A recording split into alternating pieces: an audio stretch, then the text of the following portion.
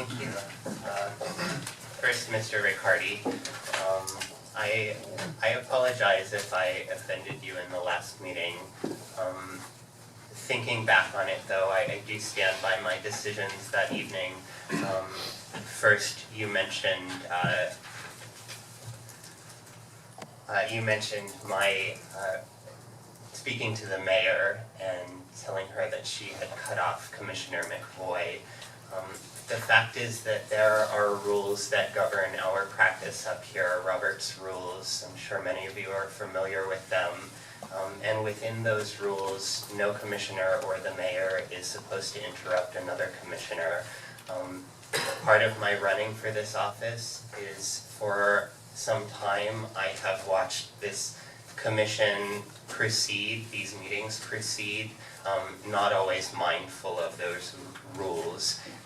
And I do make it my mission up here to create a commission that is abiding the rules. So I was within my right, and I do stand by my decision to enforce the rules at that moment. I felt that they had been broken.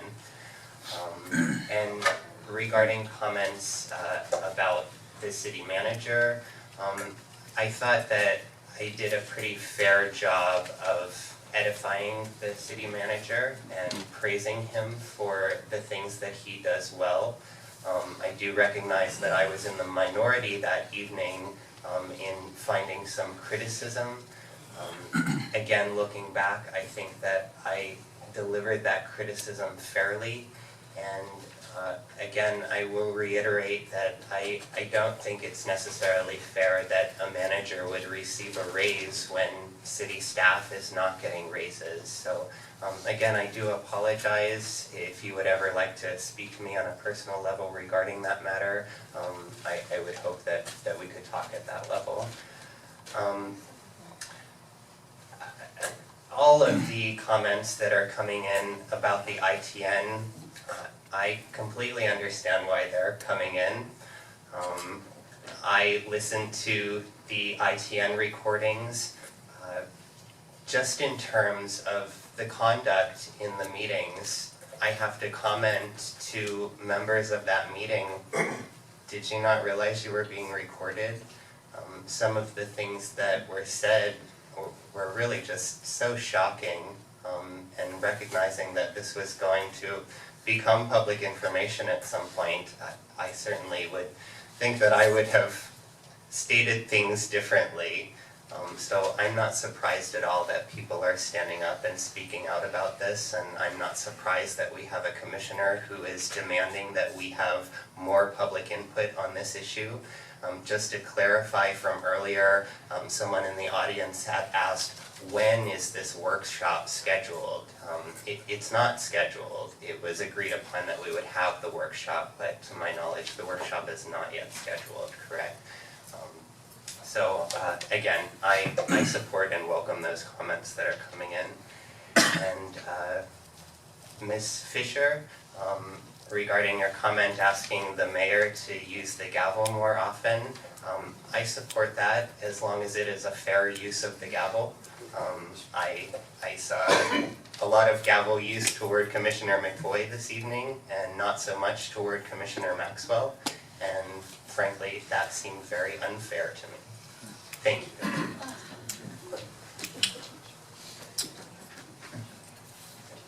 Commissioner Morrison? Me? ITN. Yes, I sit on the ITN. This board put me on the ITN. I've been around for a while. Everything I say, I knew I was being taped.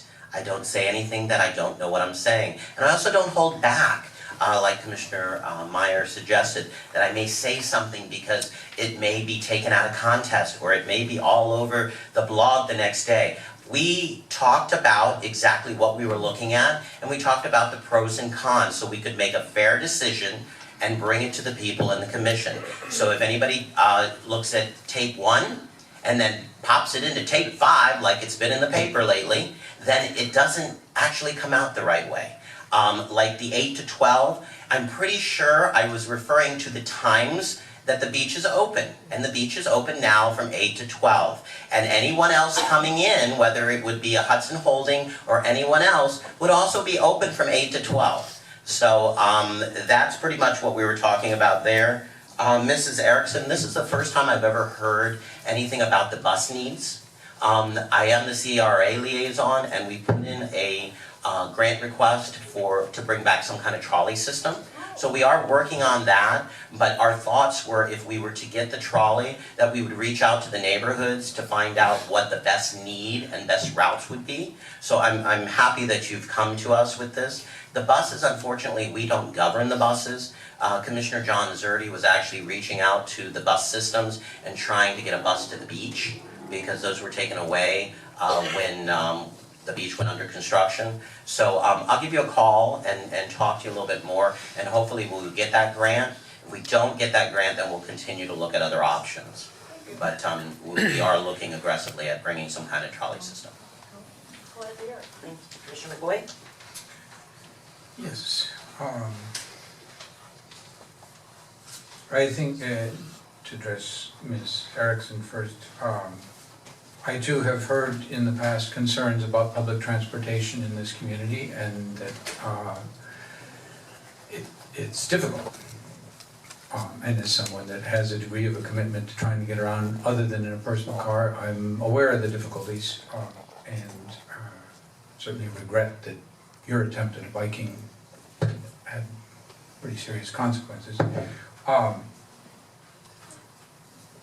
think we should continue to make sure that bike transportation is as comfortable as possible. Obviously, we can't do anything about the climate, but we can do things about the safety of biking in the city, and I think we have not done as well as I would like to see on that. I think we can do better. I'm also think that we should be pretty creative about public transportation approaches. It should not only be large buses. I think there often will be times where it may be a small number of people, 3 people, 5 people, 10 people, and maybe we should be thinking about smaller, less expensive to run vehicles that can be done. I think your suggestion of that we consider actually funding such a thing, whether, I don't know whether through the utility bill is either legal or the best way, but it is an interesting observation that $2 a month on a typical sized legal bill generates about, if I remember right, about $1 million plus a year. And one could think a lot of whether citizens in this community might, at $2 times 12, that's $25 a year, whether there are things that we might want to do. And rather than simply stating we do or we don't like taxes, let's think about what things should be done and that would improve our community and come at it that way. I hope that as we go through the budget process, that we will be thinking about some of those things and considering that. Regarding just briefly, the last meeting with the discussions of the city manager, I was very pleased with 2 things. One, I don't believe that the city manager himself asked for a raise, to my knowledge. He just asked, could we extend his contract, which seems like a pretty reasonable thing to ask, although I wonder about his sanity, but still a reasonable thing to ask. And I thought that Commissioner Maxwell's proposal that we try to come to some consensus and vote unanimously on that city manager decision was a very reasonable proposal, and I supported it. Unfortunately, there did not seem to be willingness to negotiate on that. And I simply, in good conscience, knowing what the situation is for our city employees, that they have not had a raise in it's either 7 or 8 years at all. And I think that the nature of our city is very much dictated by resident interaction with employees. And we can't retain talent, we can't retain cheerful people if we don't look out for them, but we do look out at the top. That just to me seemed like a really bad choice to make.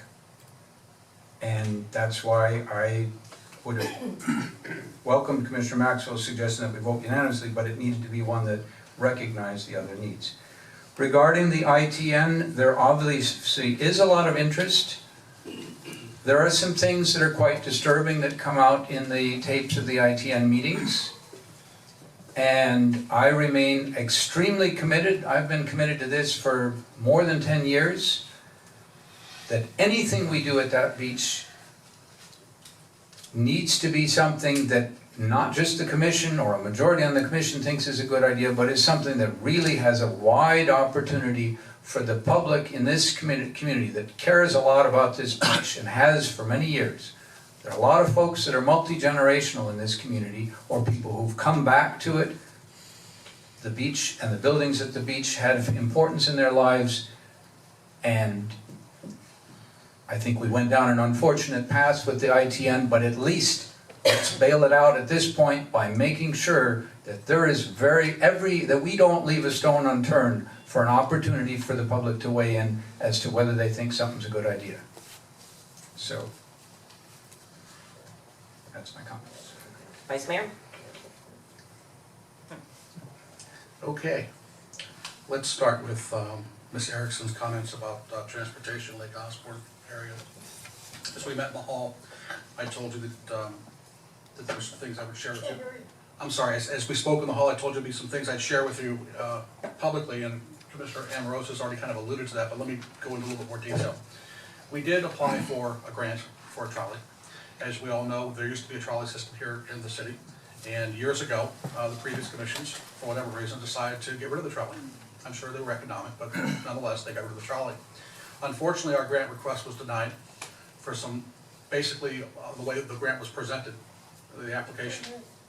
Basically, the way the grant was presented, there were some things with the application that were not nearly as well thought out as perhaps they should have been. However, we have been offered additional assistance by the MPO and people in the MPO staff to rewrite that grant, okay, and bring it back.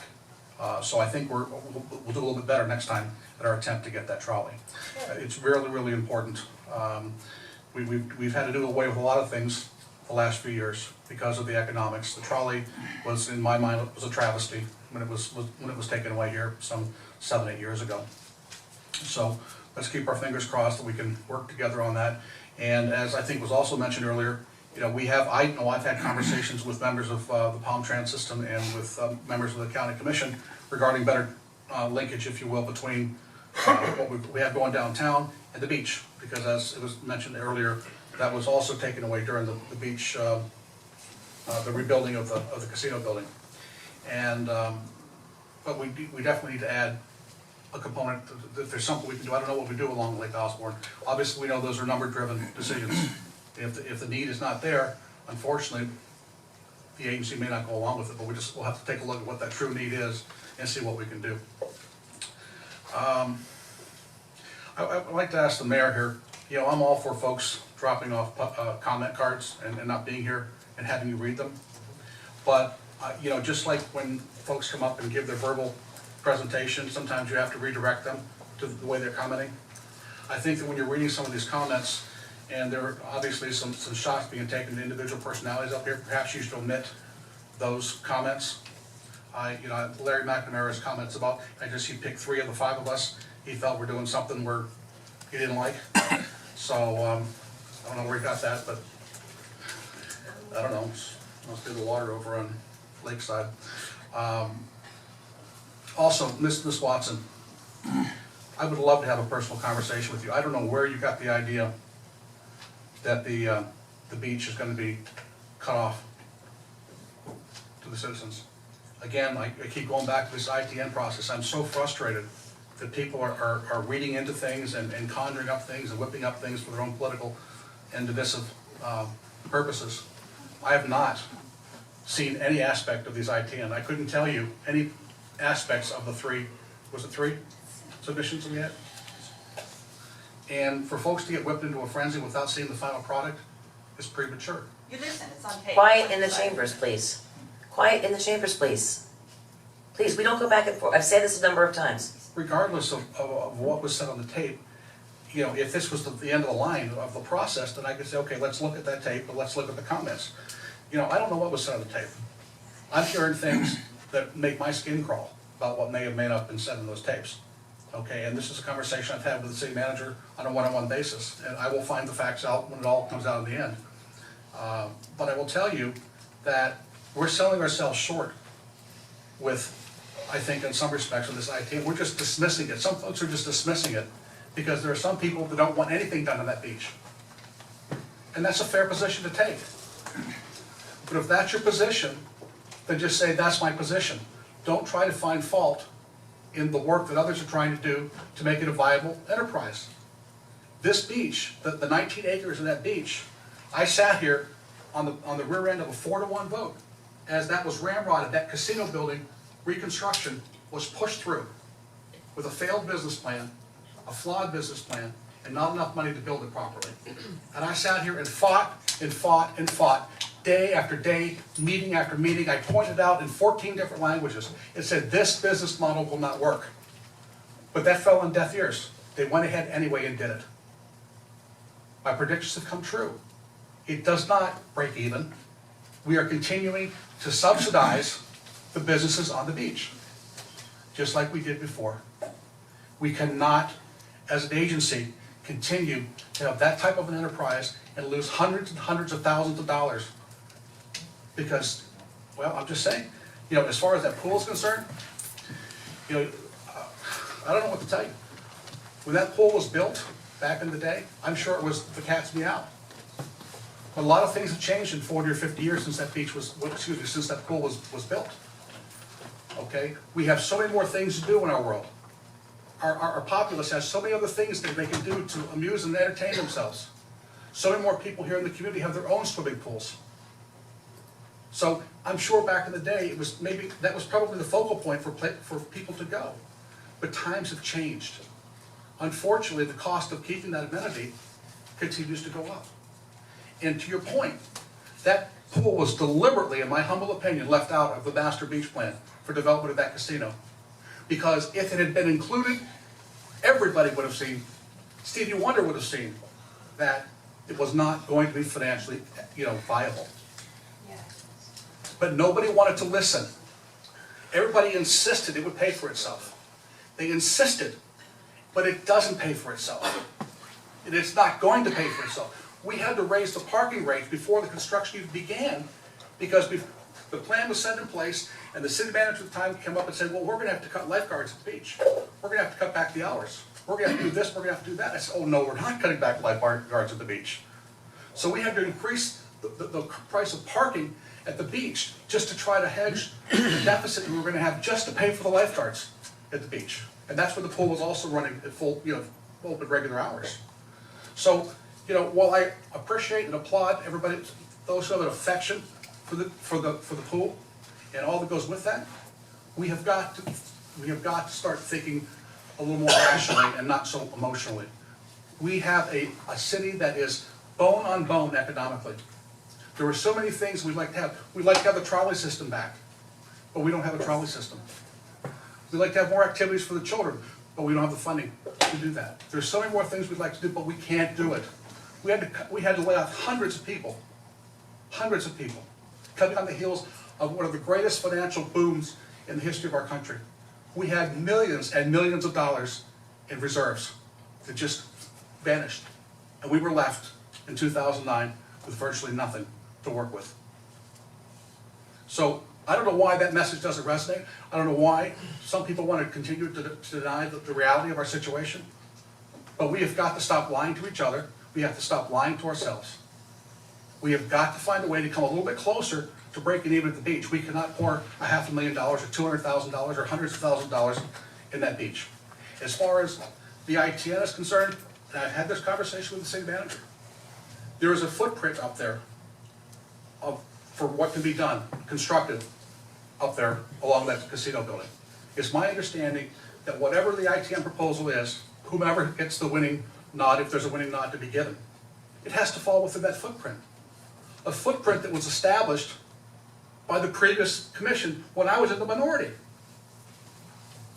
So now things have changed a little bit politically, and the very people that created that standard, that footprint, are the very ones that are turning around now saying, we can't do that, you can't do that, you're ruining the beach, you're taking, we've got to stop this hypocrisy.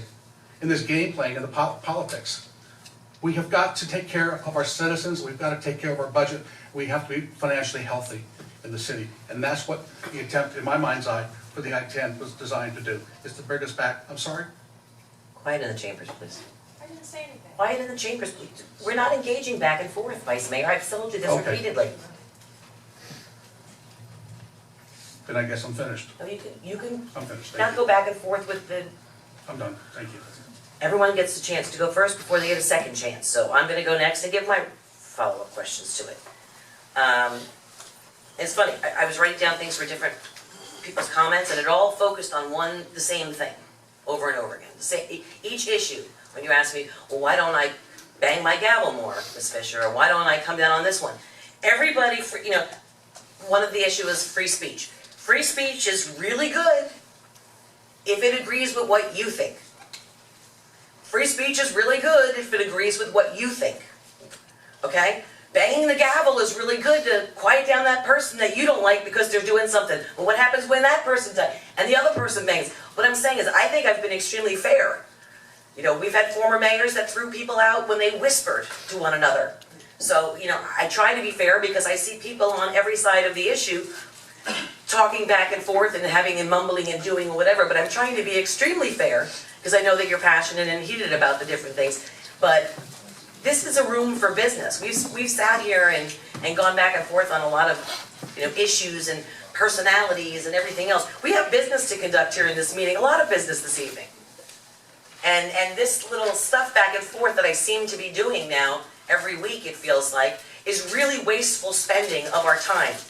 We're here to do a job for you. And I'd like to do that job, without interruptions, without disrespect. So I never know where. I read Mr. McNamara's, if I didn't read Mr. McNamara's letter, someone would have said, she edited Mr. McNamara's letter, I knew what he said. And if I did, the same thing back and forth. I'm putting it all out there. Whatever it is, it's there. I read the comments, I did sometimes you'll like it, sometimes you won't. Sometimes you'll be on the side of the person who gets point of order, sometimes you won't. And I didn't point of order Commissioner McVoy at all tonight. I point of ordered Vice Mayor Maxwell, when you watch back the video, Commissioner Meyer. So, it doesn't matter how true something is. Because you can say a lie over and over and over and over again, and it doesn't make it true. So, we can keep playing this game here, or we can actually get down to the business at hand, which is running the city and making the proper decisions, and stop playing personality games. Because I'm really, really tired of it. Okay, what else is going on?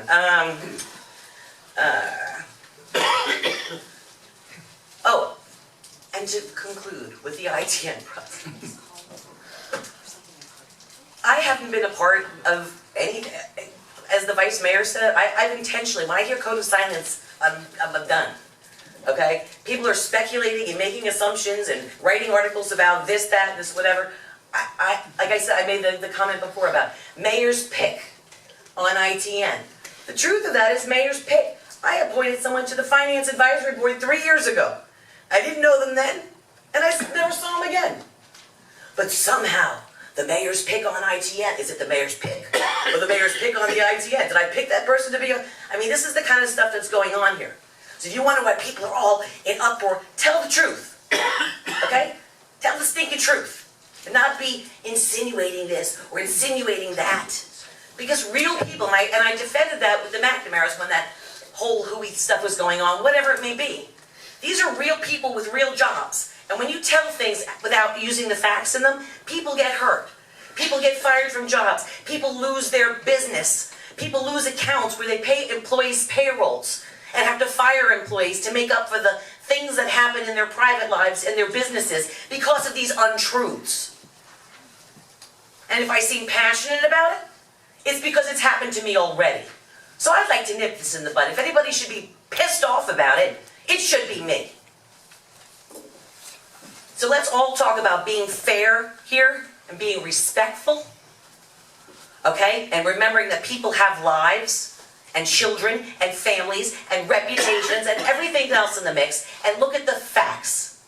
Because this is getting silly, and we're looking like a bunch of idiots on the outside front when we have business to conduct.